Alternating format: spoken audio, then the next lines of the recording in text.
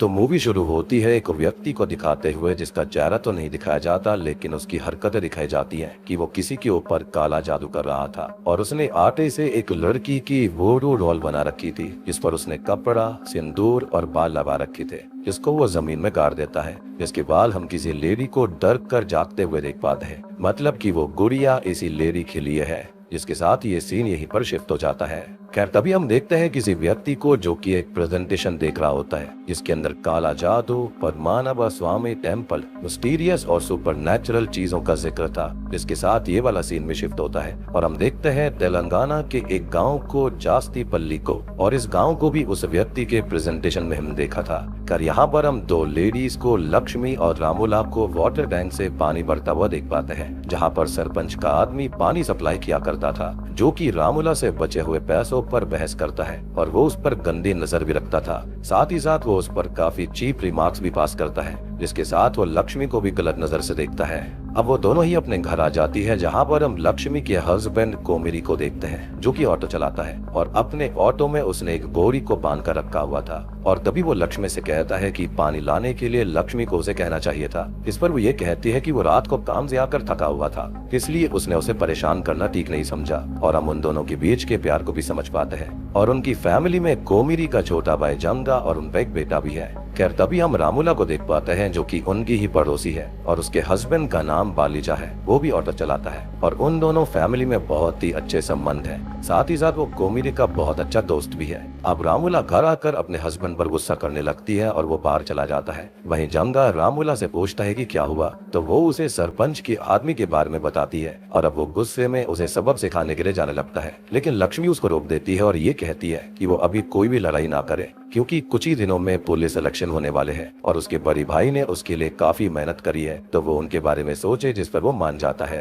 खैर अगले सीन में जंगा और बालीजा सब्जी लेने जा रहे होते हैं। तभी उन्हें रास्ते में रिचुअल काला जादू का सामान पड़ा हुआ मिलता है। इसे देख बालीजा बोलता है कि गाँव में उसने गॉसिप सुनी है कि कोई काला जादू करता है और उन्हें रिचुअल वाली चीजों को नहीं छूना चाहिए, उससे दूर रहना चाहिए। वो रास्ते में पड़ी मिले तो रास्ता बदल लेना चाहिए, नहीं तो उनके जीवन में दिक्कतें आ सकती है। हालांकि जंगा इन सब चीजों में नहीं मानता था, लेकिन उसका डर देखकर वो दूसरे रास्ते से जाने के लिए एग्री हो जाता है। लेकिन तभी हम ये देखते हैं कि कोमेरी उसी रास्ते से उस सामान को कुचलता हुआ निकल जाता है। खैर अब हम उसकी थोड़ी बहुत लाइफ एक्टिविटीज को देख पाते हैं, जहाँ पर वो दिन भर ऑटो चलाकर पैसे कमाता है, घर आकर थोड़े पैसे लक्ष्मी को देता है और थोड़े पैसे जमा करता है, खाना खाता है और बाहर खेतों में घूमने या फिर टॉयलेट वगैरह चला जाता है। अपनी बीवी के साथ इंटीमेट होता है। मीन्स उसकी लाइफ पूरी तरह से खुशहाल थी, जो कि एक नॉर्मल पर्सन या फिर विलेज पर्सन की होती है। खैर इसी बीच हम गाँव के सरपंच को देखते हैं, जिसने की गाँव की सबसे सुंदर लेडी को अपनी मिस्ट्रेस बनाया हुआ था, जिससे एक आदमी जलता भी है और अपने चेले से उसके बारे में बात करता है, जो कि बताता है कि उसे सरपंच बनना पड़ेगा, तो वो लेडी उसकी मिस्ट्रेस बन जाएगी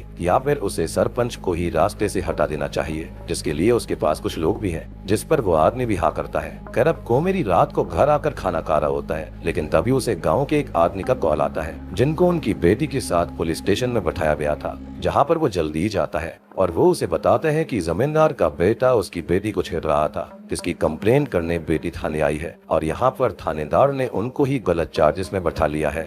खैर यहाँ पर कोमेरी जमींदार से बात करता है, उनसे माफी मांगता है कि वो बच्ची शहर में पढ़ती है और उसे यहाँ के तौर तरीके नहीं पता। इस पर जमींदार उसे पीटता है और फिर थानेदार उसे दोबारा गलती होने पर थाने में बंद करने की धमकी देकर केस को क्लोज कर देता है और उन दोनों को छोड़ देता है। खैर वो बाप बेटी उसे धन्यवाद देकर घर चले जाते हैं और थाने के अंदर हमें कांस्टेबल को भी देख पाता है, जो कि कोमेरी को जानता था। तो वो उससे पूछता है कि उसने इल्जाम खुद पर क्यों ले लिया, जिस पर वो ये कहता है कि वो किसी को भी दुखी नहीं देख सकता, जिससे हम ये समझ पाते हैं कि वो कितना अच्छा और साफ दिल का इंसान है, जैसे आज के जमाने में सबको होना चाहिए, लेकिन अनफॉर्चुनेटली ऐसा नहीं होता। खैर अब अगले दिन वो और बालीजा गांव के स्टॉप पर सवारी लेने खड़े हुए थे और जंगा भी शहर जा रहा था। तभी बालीजा बताता है कि उसकी शराब की आदत से रोज घर पर कलेश होते रहते हैं और आखिरी रात भी कलेश हुआ था, जिस पर कोमेरी उसको समझाता है कि उसको शराब छोड़ देनी चाहिए और अगर वो आम तरीकों से शराब नहीं छोड़ सकता तो वो उसकी मदद कर सकता है, बस वो दिन भर उसके साथ रहे जिससे कि वो बिजी रहेगा और उसको शराब पीने की तलब नहीं लगेगी, जिस पर वो मान जाता है। अब गांव के अंदर शहर से बस आकर रुकती है जिससे कि एक सुंदर सी लड़की निकलती है, जिसे कोमेरी लेने जाता है, लेकिन वो सरपंच की बेटी थी जिसे उसके लोग पिकअप करने आ गए थे। अब एक कपल वहाँ पर आता है और कोमेरी उन्हें पिक करके डेस्टिनेशन पर ले जाने लगता है और उसके साथ बालिजा भी था।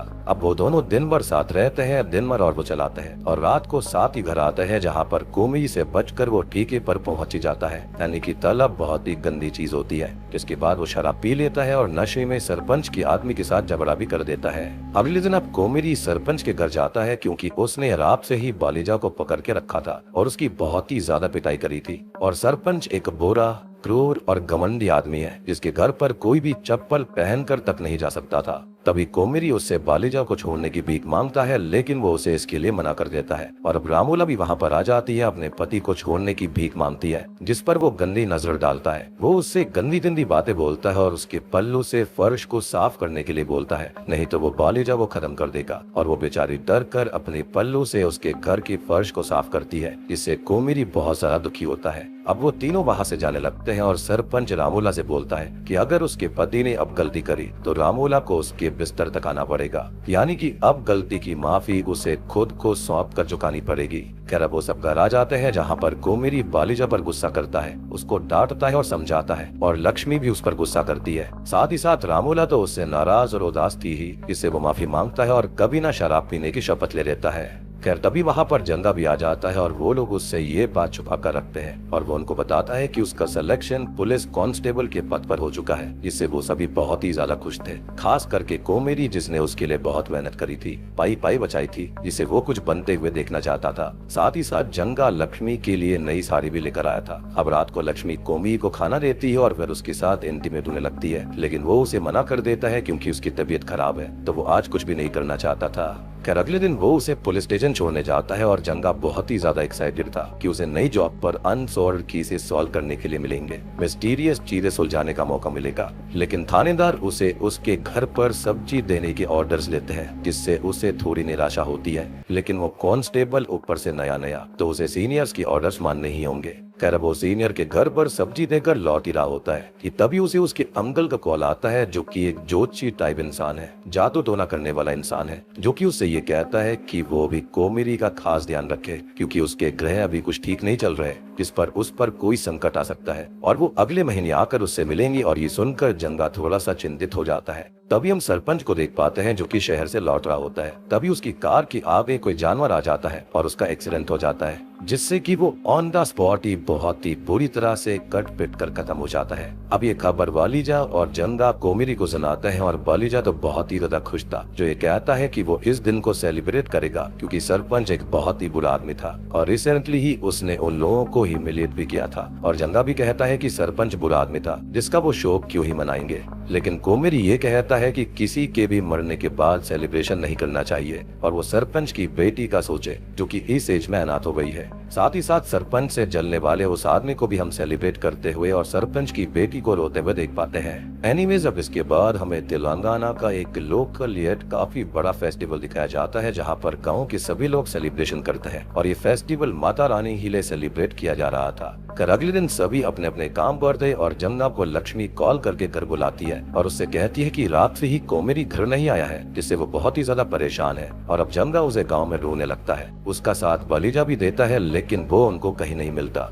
लेकिन उन्हें एक चिता जलती हुई मिल जाती है जिसके अंदर 2 कंकाल थे, मतलब यहाँ पर 2 लोग जलाए गए थे। अब कोमेरी गायब था तो सबका शक उसी पर था कि उसने ऐसा किया, लेकिन गाँव में सब उसे जानते थे कि वो एक नेक आदमी था, भला आदमी था, तो ये काम उसका नहीं हो सकता। और सबको ये लगता है कि ये कंकाल उसका ही है, मतलब कि वो मर चुका है। लेकिन उसके साथ दूसरा कंकाल किसका था या फिर उनके साथ में क्या हुआ, ये सब के लिए एक बड़ा सवाल था। अब हम कोमेरी और जमुना के अंकल को देखते हैं जो कि कोई रिचुअल करते हैं जिससे उन्हें कुछ पता चलता है और उनके चेहरे का रंग उड़ जाता है, मतलब उन्हें कुछ भयानक ही पता चला था। जिसके बाद 1 हफ्ते पहले की कहानी दिखाई जाती है और कविता नाम की एक गाँव की दूसरी लड़की को हम देख पाते हैं जो कि प्रेग्नेंट है और उसका पति उसे संभालता है, लेकिन सडनली ही कविता की तबीयत बिगड़ जाती है, जिसे हॉस्पिटल में एडमिट करवाया जाता है, जहाँ पर डॉक्टर ये बताते हैं कि उसका मिसकैरेज हो गया है, जिसको सुनकर उसका पति भाई रमेश और माँ बहुत ज्यादा परेशान हो जाते हैं, क्योंकि पिछली बार टेस्ट हुए थे तब तो सब कुछ बिल्कुल ठीक था, उसका बच्चा भी बिल्कुल ठीक था, तो अचानक क्या हो गया। इस पर डॉक्टर बोलता है कि यही बात तो उसे भी समझ नहीं आ रही कि हुआ क्या है, और कविता की बॉडी पर अचानक से ही काले दाग आ चुके हैं, उसकी आंखें लाल सी हो गई हैं और उसे बहुत ही तेज बुखार आया था, उसका पूरा शरीर सूजा हुआ था, लेकिन फिलहाल वो स्टेबल थी।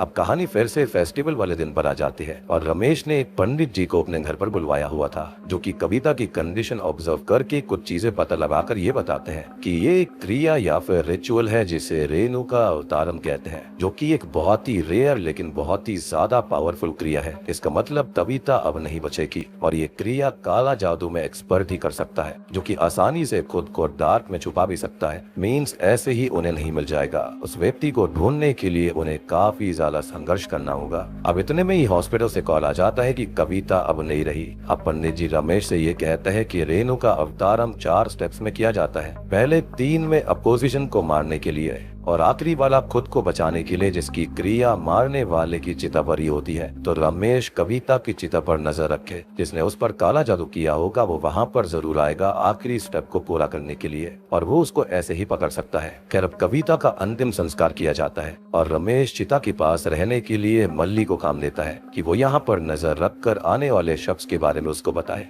खैर तभी हम कोमिरू को देख पाते हैं, जो कि रात को 7 से 8 बजे करीब घर आता है। उसे थोड़ी चोट भी लगी हुई थी, जिस पर वो लक्ष्मी को ये बताता है कि वो गिर गया था। इस पर वो कहती है कि उसे अभी ख्याल रखना चाहिए, टाइम बिल्कुल भी सही नहीं चल रहा था, क्योंकि वो ज्योतिषी वाली बात उसको भी बता दी गई थी। खैर अब वो रात को करीबन 11:30 बजे टॉयलेट जाने लगता है। जिसे अपनी स्लीपर्स नहीं मिलती तो वो बलीजा की पहन कर निकल जाता है और रास्ते में उसे चिता जलती हुई मिलती है और उसे माचिस चाहिए थी। तो वो मल्ली के पास आता है और उससे ये पूछता है कि ये चिता किसकी है, और उससे माचिस मांग लेता है। और तभी मल्ली ये सोच रहा होता है कि वो किसे फंसाकर यहाँ से निकले, लेकिन इतने में ही रमेश यहाँ आ जाता है, जिसको ये लगने लगता है कि कोमिरी ही वो व्यक्ति है जिसने काला जादू किया है, और वो उस पर हमला कर देता है और लड़ाई में फिसल कर कोमिरी चिता में गिर जाता है। और रमेश पीछे पलट कर देखता है कि कोमिरी जल रहा है, तो वो बहुत ही ज्यादा खुश था और वो उसको पीटने लगता है। साथ ही साथ उसका भाई और कविता का हस्बैंड भी वहाँ पर आकर जलते हुए कोमिरी को पीट कर चिता में मिला देते हैं। और ऐसे वहाँ पर 2 कंकाल मिले थे और कोमिरी ऐसे मारा गया था, यानी कि एक कंकाल कविता का था और दूसरा कंकाल कोमिरी का। खैर अब कहानी प्रेजेंट टाइम में आती है और थानेदार रमेश और उसके भाई की ओर से लक्ष्मी और जंगा से सेटलमेंट करके केस वापस लेने का प्रेशर उन पर डालता है और मजबूरी में पैसे लेकर उन्हें केस वापस लेना पड़ता है। खैर अब गुस्से में जंगा रमेश का पीछा करता है और उससे लड़ाई भी कर लेता है, जो कि उसको बताता है कि कोमिरी काला जादू किया करता था, उसने उसकी बहन पर भी काला जादू किया था जिसकी सजा उसे मिल गई। लेकिन जंगा को इस बात पर जरा भी यकीन नहीं होता। वो पूछता है कि क्या रमेश ने ऐसा कुछ देखा था कि वो काला जादू कर रहा हो। इस पर वो कहता है कि उसने देखा तो नहीं था, लेकिन उसे उस पर पूरा शक हुआ था। और ये सुनकर जंगा को बहुत दुख होता है कि उसका भाई एक शक के चलते ही मारा गया। खैर अब तभी वो एक मुहिम छेड़ देता है कि काले जादू के शक में जिन जिन लोगों को मारा गया है वो सबकी लिस्ट, न्यूज और रिकॉर्ड्स निकालता है और कोर्ट के अंदर एक केस फाइल करता है कि ऐसी चीजों के लिए एक लॉ पास होना चाहिए, क्योंकि जो लोग ऐसे शक में मारे जाते हैं उन्हें पुलिस रिकॉर्ड में भी दर्ज नहीं किया जाता। खैर अब कोर्ट हियरिंग शुरू होती है और यहाँ पर रमेश और उसका भाई साफ मुकर जाते हैं। जंगा अपनी दलील रखता है, जो कि सिर्फ उसके भाई के लिए नहीं थी बल्कि हर एक ऐसे के लिए थी जो कि काला जादू के शक में पिटे या फिर मारे गए। अब जज दोनों की दलीलें सुनते हैं और अगली डेट दे देते हैं। खैर इसी बीच जंगा अपनी और रिसर्च और इन्वेस्टिगेशन करता है। साथ ही साथ हम और भी लोग उसकी मुहिम में उसके साथ जुड़ते हुए देख पाते हैं और उसे बार बार कर न्यूज कवरेज भी मिल रही होती है। खैर अब कोर्ट की अगली तारीख आती है और यहाँ पर जज सबूत पेश करने को बोलते हैं, लेकिन सबूत यहाँ पर कुछ था ही नहीं और मल्ली जिसके सामने सब कुछ हुआ था वो उस दिन से गायब था। इसका शक भी जंगा रमेश पर ही करता है और वो कहता भी है कि गांव में सब जानते हैं कि ये काम रमेश का है, लेकिन जज को सबूत या फिर गवाह चाहिए थे। और तभी जंगा कहता है कि उसके पास सबूत तो है और वो रिकॉर्डिंग दिखाता है जिसके अंदर उस दिन पुलिस स्टेशन में रमेश और उसके भाई में केस सेटल करने के लिए पैसे दिए थे, जिस पर उनका वकील बातें घुमाने की कोशिश करता है कि उन्होंने तो खाली मदद करनी चाहिए, लेकिन जज को उन पर अब जरा भी यकीन नहीं था और वो एक पुलिस को ऑर्डर देता है कि वो कोमिरी की मौत को सॉल्व करके उन्हें सबूत ला कर दे और अब फाइनल वर्डिक्ट 21 को होगा। अब इस बारे में न्यूज में खबर चलती रहती है और जंगा अपने रिसर्च और इन्वेस्टिगेशन करता रहता है। वो एक पुजारी जी से भी मिलता है, अपने अंकल से भी मिलता है, बात करता है। अब फाइनल डेट आ जाती है और पुलिस की रिपोर्ट के अनुसार रमेश और उसका भाई कोमिरी के खून के इल्जाम में दोषी है। तो जज उन्हें सजा देने लगता है, लेकिन तभी जंगा कहता है कि वो ये केस वापस ले रहा है। वो नहीं चाहता कि उन दोनों को सजा हो, क्योंकि इससे उसका भाई वापस नहीं आएगा, बल्कि कोई एक फैमिली सड़क पर आ जाएगी। और उसकी इच्छा है कि काला जादू के शक में मरने वालों पर ध्यान दिया जाए, उनके केस बने और लॉ बने, ताकि कोई कोमिरी की तरह मारा ना जाए। और उसकी ये बातें सुनकर सभी शॉक्ड रह जाते हैं कि उसने अपने भाई के कातिलों को जाने क्यों दिया। इवन लक्ष्मी और बालीजा भी शॉक्ड थे कि वो इतने दिन से यही करना चाहता था, लेकिन अब जो हो गया था उसको वापस ले रहा था। खैर अब गांव के अंदर खबर उड़ जाती है कि जंगा ने पैसे लिए होंगे केस बदलने के लिए, और लक्ष्मी और बालीजा उस पर गुस्सा करते हैं। तभी वो कहता है कि कोमिरी ने वो सब काला जादू किया था, जिससे वो दोनों ही शॉक्ड रह जाते हैं। और अब वो उनको बताता है अपने इन्वेस्टिगेशन के बारे में, जो कि उसने बीते दिनों में करी थी। उसने लक्ष्मी से ये पूछा था कि उस दिन का उसे कुछ याद है, तो उसने बताया था कि कोमिरी के हाथ में चोट लगी थी। अब जंगा यहाँ पर टैक्सी चेक करता है तो उसके अंदर भी थोड़ा बहुत खून था, और ये खून असल में बछड़े का खून था, जो कि उसके लिए भी शॉकिंग था। अब वो पंडित जी से मिलता है और उनसे रेणुका अवतारम के बारे में जानकारी लेता है, एज उसे कविता की स्थिति के बारे में पता चला था। और पंडित जी बताते हैं कि रेणुका अवतारम को एक एक्सपर्ट ब्लैक मैजिशियन ही कर सकता है, जो कि काफी पावरफुल हो, क्योंकि ये रिचुअल बहुत ताकतवर होता है। खैर अब वो आगे बताते हैं कि जिसके ऊपर भी काला जादू करना होता है, उसकी आटे की गुड़िया बनाई जाती है, जिसे सजाया जाता है, जिसके अंदर उस पर्सन के बाल, कपड़ों का टुकड़ा और पैरों की मिट्टी लगानी होती है। फिर उस डॉल को रिचुअल करके जमीन में किसी लिविंग बीइंग और न्यू बॉर्न बेबी की कोर के साथ गाड़ना होता है। और हमने जिस आदमी को मूवी की स्टार्टिंग में रिचुअल करते हुए देखा था, वो कोई और नहीं बल्कि कोमिरी ही था। और हॉस्पिटल से बच्चे का कॉर्ड और बाकी चीजें उसने अरेंज कर ली थी। और लड़की यहाँ पर जो थी वो कोई और नहीं बल्कि कविता थी, जिस पर काला जादू किया जा रहा था, यानी कि वो जो औरत डरकर जाग गई थी। पंडित जी बोलते हैं कि रिचुअल 2 भागों में होता है। पहला काम होने के बाद बछड़े का सैक्रिफाइस देना होता है, जब एक्सपेक्टेड आउटकम आ जाए। और फिर दूसरा फेस होता है खुद को बचाने के लिए, क्योंकि ये क्रिया बहुत ही ज्यादा खतरनाक है, जो कई बार बैकफायर भी कर जाती है, और ये मरने वाले की चिता परीखी जाती है। और वहाँ पर असल में दूसरे की चप्पल पहन कर जाना होता है। जी हाँ, और उस रात इसलिए ही कोमिरी बालीजा की स्लीपर्स पहन कर गया था और पूरे नेकेड होकर क्रिया करनी पड़ती है। अब जंगा पूछता है कि क्या इस क्रिया के अंदर कोई नियम भी होता है, तो वो भी पंडित जी बताते हैं कि पहला तो हर गुरुवार लोटे से 108 बार सर पर पानी डालकर नहाना होता है। घर के बाहर नींबू भी लटकाने होते हैं, जो कि रंग बदलकर अनहोनी होने का संकेत देते हैं। इंटीमेसी से दूर रहना होता है, और इसलिए ही उस दिन कोमिरी ने ये सब करने के लिए मना कर दिया था। और आखिरी होता है खाट पर नहीं सोना। अब जंगा डॉक्टर वगैरह से बात करता है और उन जगहों को भी देखता है जहाँ पर कोमिरी काला जादू किया करता था। यानी कि सारी कहानी आपस में जुड़ रही है कि स्टार्टिंग से अब तक क्या हो रहा था। और यहाँ पर कोमिरी का भोलापन, सबकी मदद करना, सारी चीजें समझ में आ रही थी। असल वो कितना खतरनाक था ये तो हम देख ही रहे हैं, या फिर बात इससे भी ज्यादा गहरी थी। खैर अब हम उस रात की सही कहानी देख पाते हैं, यानी कि जिस रात चिता जल रही थी और वहाँ पर कोमिरी असल में आखिरी वाला रिचुअल ही करने गया था। और मल्ली उसे देखकर डर गया था कि वो नेकेड ये सब क्या कर रहा है, रिचुअल कर रहा है, और वो उसकी वीडियो रिकॉर्ड भी करता है। रमेश को बुलाने के लिए मैसेज टाइप करता है, लेकिन उसे डर भी लगने लगता है और अब वो ज्यादा डर जाता है, जिससे उसका फोन वहीं गिर पड़ता है। अब कोमिरी भी फ्री हो चुका था और वो जाने लगता है, लेकिन अब तभी वहाँ पर रमेश आ जाता है और फिर उनकी लड़ाई होती है। कोमिरी चिता में गिर कर जल जाता है, मतलब मारा जाता है।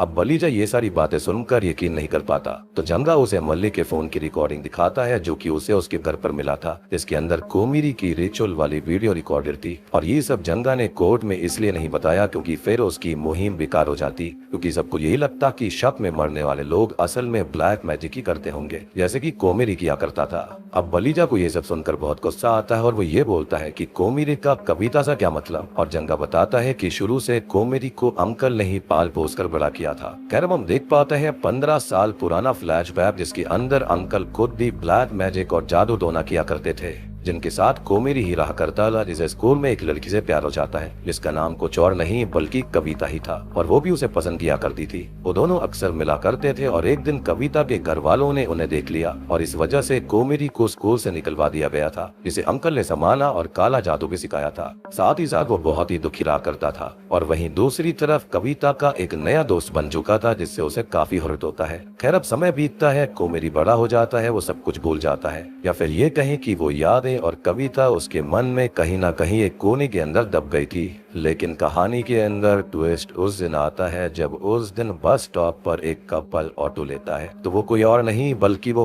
कविता और उसका हस्बैंड ही थे। जी हाँ, इतने सालों बाद अब कविता को देखकर उसका पुराना प्यार, पुराना पैशन कोमिरी के अंदर जा गया और फिर उसके बारे में ही सोचता रहा और उसने रिचुअल कर दिया। कविता की जान ले ली, साथ ही साथ उसने ही सरपंच के ऊपर काला जादू करके उसकी जान ली थी और उस वाटर टैंकर वाले की भी जान उसने ही ली थी जिसने उसकी बीवी को छेड़ा था, और ऐसा उसने काले जादू को इस्तेमाल करके किया था। और इसलिए ही जंगा के अंकल ने, यानी कि यहाँ पर कोमिरी के अंकल ने उसको बहुत सारी सावधानी दी थी कि कोमिरी के ऊपर खतरा मंडरा रहा है, उसके नक्षत्र वगैरह खराब है। कहीं ना कहीं वो समझ गए थे कि कोमिरी क्या करने वाला है। और ये सब सुनकर बलीजा और लक्ष्मी बहुत ही ज्यादा शॉक्ड और परेशान हो जाते हैं। फिर आगे जंगा ये बताता है कि कोमिरी ने जो कुछ भी किया सरपंच और उसके आदमियों के साथ वो बिल्कुल सही था, लेकिन उसका रास्ता गलत था। बट उसने कविता के साथ काफी गलत किया और उसे उसके कर्मों की सजा मिलनी अभी भी बाकी है। तो दोस्तों, अभी यहाँ पर खुलते हैं इस मूवी के असली पत्ते। तभी वो रिवील करता है कि कोमिरी अभी भी जिंदा है। असल में उस दिन झगड़े में मल्ली चिता में गिर गया था, जिसे रमेश देख नहीं पाया और उसका भाई आकर उसे पीटने लगा, तो उन लोगों को पता ही नहीं चला कि चिता में आकर जला कौन था और इसी बीच कोमिरी भाग गया था। मतलब देख रहे हो कितना शाना है यहाँ पर कोमिरी। खैर तभी जंगा लक्ष्मी से ये कहता है कि वो कोमिरी के लिए कोई उम्मीद न रखे, उसको मरा हुआ ही समझे, क्योंकि वो कितना ही पावरफुल क्यों ना हो वो उसको खत्म करेगा और इंसाफ सबको मिलेगा, यही उसने शपथ ली थी। खैर तभी हम कुछ महीने के बाद में चेन्नई के अंदर कोमिरी को देख पाते हैं, जिसके साथ एक लेडी भी थी और शॉकिंगली ये लेडी कोई और नहीं बल्कि कविता थी। और अब बहुत सारे सवाल यहाँ पर खड़े हो चुके हैं कि कविता आखिर जिंदा कैसे, वो तो मारी गई थी, आखिर हुआ क्या था और अब वो दोनों आगे क्या करेंगे, जो कि जल्दी ही सॉल्व हो जाएगा, क्योंकि यहाँ पर इस फिल्म का सेकंड पार्ट रिसेंटली रिलीज हो चुका है जिसके अंदर हमें सारे जवाब मिलेंगे। तो जल्दी से चैनल को सब्सक्राइब कर लो क्योंकि वो पार्ट जल्दी ही आएगा। इसी के साथ में ये मूवी यहीं पर खत्म हो जाती है। तो दोस्तों, ये थी माँ ओरी पुली मेरा फिल्म की कहानी, यानी कि the outskirts of our village. तो जल्दी से चैनल को सब्सक्राइब कर दीजिए, लाइक्स की बौछार लगा दीजिए और कमेंट करके बताना कि आपको ये मूवी और एक्सप्लेनेशन कैसी लगी।